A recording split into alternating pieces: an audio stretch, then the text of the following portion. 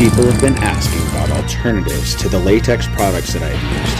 I hear you and set off to compare a few alternative ideas. Let's do it!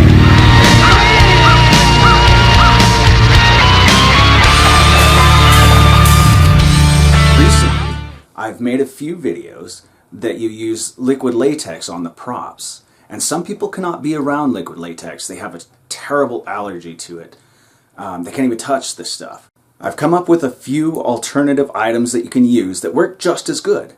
But with that in mind, always check the ingredients of everything that you use, especially if you have an allergy. Let's start off with the gloves. Now, I use nitrile gloves, and these are by far the best alternative to the latex. If you use things like the spray foam and spray paints, you should probably cover your hands, because getting the spray foam on your hands is a joke to get back off your hands. Nitrile gloves are just as durable, comfortable, and functional as latex, but without the risk of allergies. Another alternative are vinyl gloves. They're more comfortable to wear than other kinds of disposable gloves. The biggest difference between nitrile gloves and vinyl gloves is elasticity and mechanical resistance. For this reason, vinyl gloves are less sensitive and break easier. That brings us to the liquid latex alternatives. I have two that I really particularly like. First up, we have good old Elmer's glue. That's right, the same exact stuff we all used in elementary school. I tested it out on a corpse skull, and it worked just as amazing as the latex.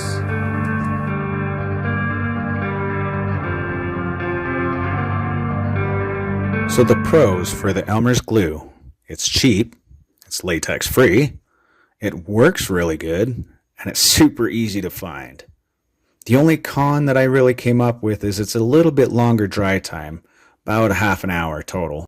The second one I tried is called Mod Podge. It's a glue for puzzles, and I think I prefer this one over the Elmer's glue over anything else if you cannot use latex. I tried it out on a pumpkin that I am currently making rotten, and again, it's good to go. It's perfect.